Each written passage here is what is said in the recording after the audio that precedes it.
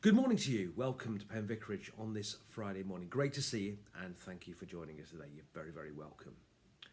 Well, I think it's ironic that today is Friday because that's what we're thinking about this morning. We're thinking about the Great Friday, Good Friday. And what's happened so far? Remember, Jesus has had the Last Supper with his friends on the Thursday evening. He'd gone into the Garden of Gethsemane to pray and agonize on Thursday evening. He'd been arrested then and then taken to Caiaphas' house where he'd had the religious trial, you might say, which had gone on for a lot of the night.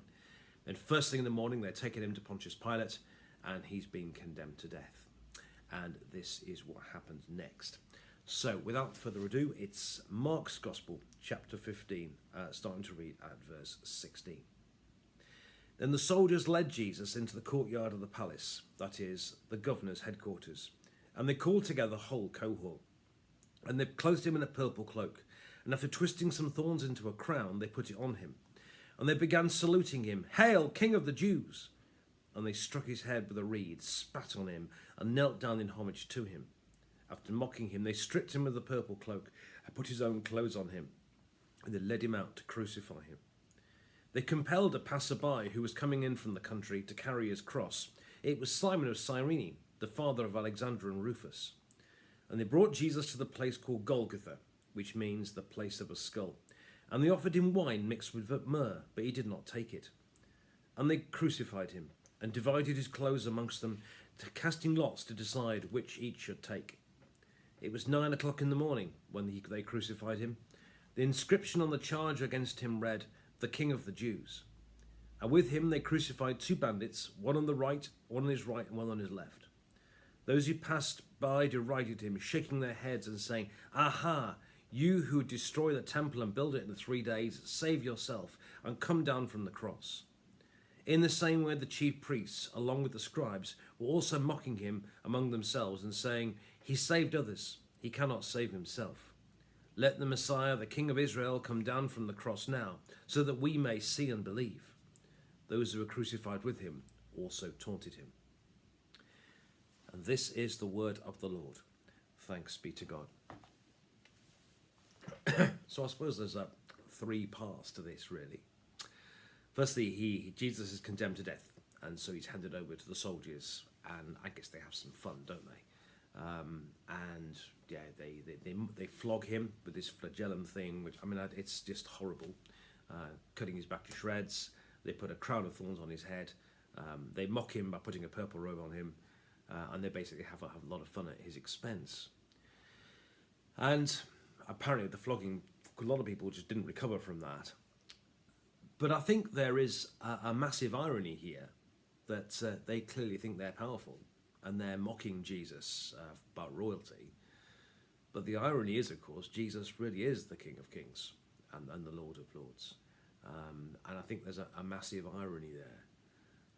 I just think, that they tease him and mock him and they put royal things on his head, they put a crown on his head and thorns and so on. But the irony is, of course, which we can now see, is that he really is the King of Kings and the Lord of Lords.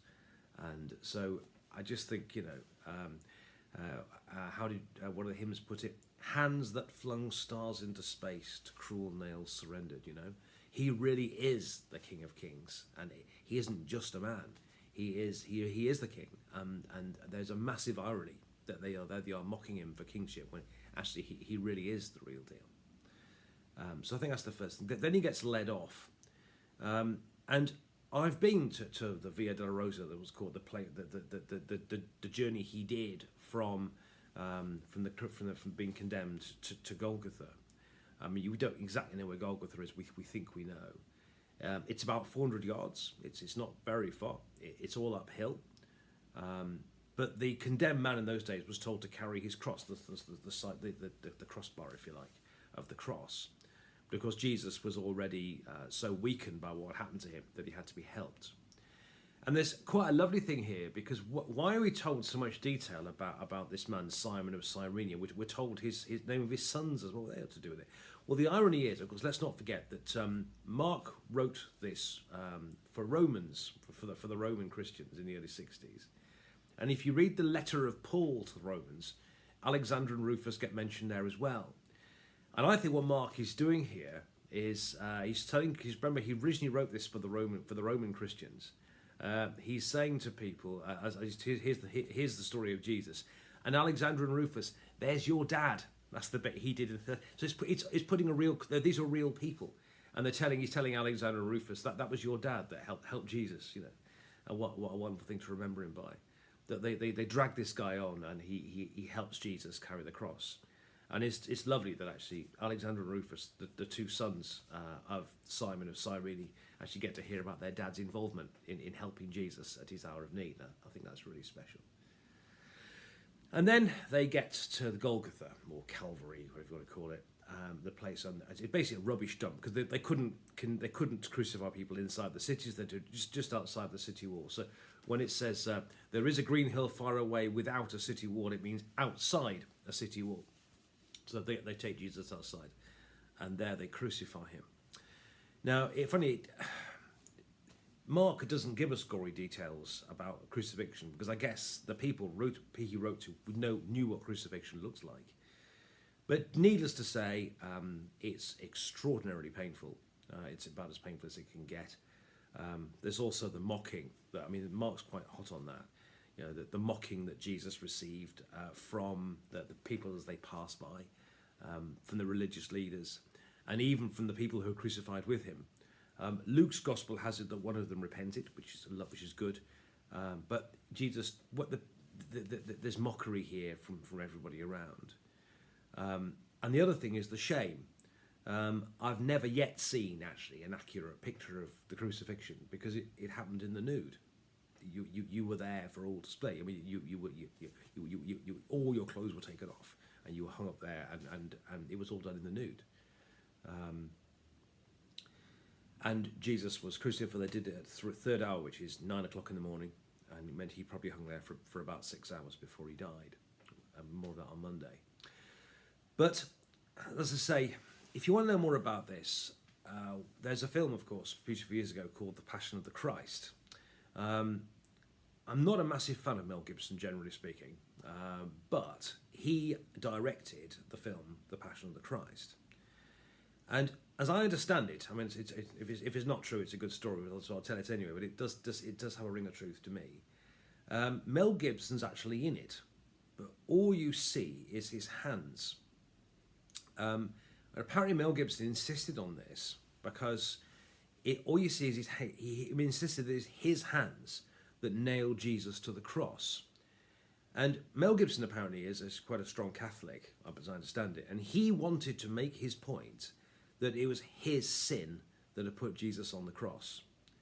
And I think that's quite, the film I think is flawed in lots of ways, and it's too gory, not enough resurrection, and I can criticise the film, but that I think is very special. That he wanted to make a point that it was his sin that put Jesus to the cross. And actually, I think in a sense, it's like Jesus, like him, for all of us. It's our sin that puts Jesus on the cross.